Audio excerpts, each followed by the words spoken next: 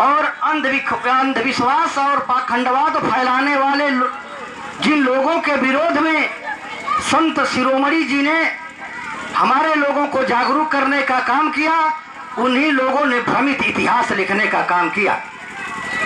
बताया जाता है कि संत शिरोमणि भक्ति काल में पैदा हुए और भक्ति करते थे।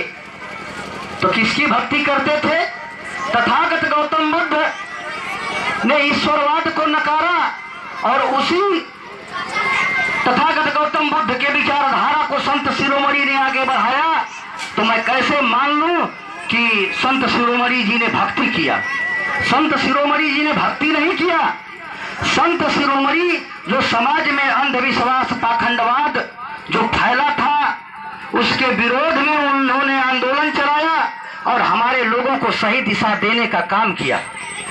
और आज जो अंधविश्वास और पाखंडवाद जो समाज में बहुत तेजी से फैल रहा है, जिसको कि बढ़ावा दिया जा रहा है, ये बात समझने और सोचने की जरूरत है। अभी बाबा साहब डॉक्टर भीमराव अंबेडकर साहब ने कहा था कि ऐ मेरे लोगों, भक्त मत बनना, अनुयायी बनना।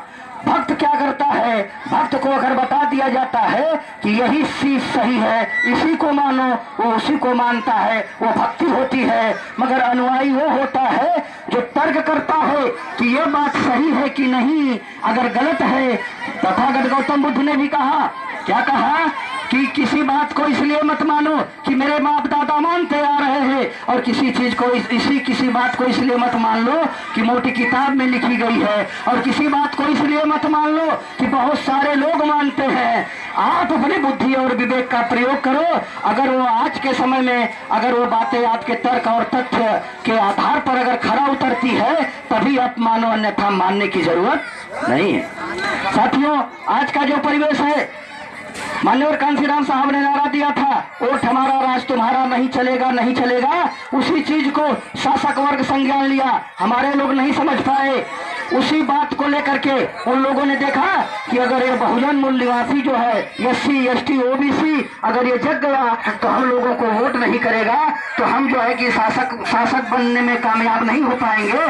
तब जाकर के इलेक्ट्रॉनिक वोटिंग मशीन लाई गई, और इलेक्ट्रॉनिक वोटिंग मशीन ला करके हमारे वोट के अधिकार को 0 कर दिया गया है। यानी जो वोट देने का अधिकार था, आज हम लोगों के उस अधिकार को हमारे हाथ से छीन लिया गया है। आज क्या स्थिति है कि हम हमारे संविधान को, हमारे जो आरक्षण को अपना इतिहास नहीं जानती, वो वर्तमान नहीं समझ पाती और भविष्य का निर्माण नहीं कर पाती।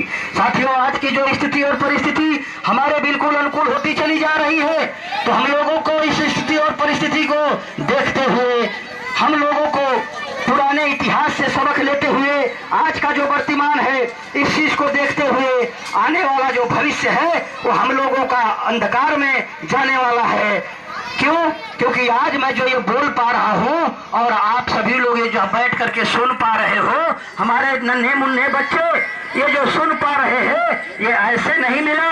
इसके लिए हमारे कितने महापुरुषों ने अपनी जिंदगी को दांव पर लगाया, और इसके लिए कितने लोगों ने खून बहाया, तब जाकर के एक हक और अधिकार हमारे लोगों को मिला।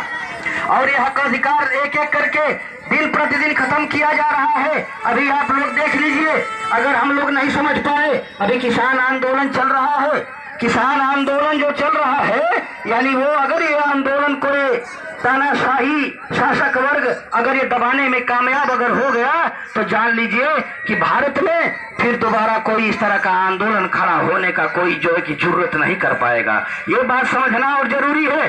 साथियों, आज का जो परिवेश है, बाबा साहब अम्बेडकर ने जो हम लोगों को वोट का अधिकार दिया, वो वोट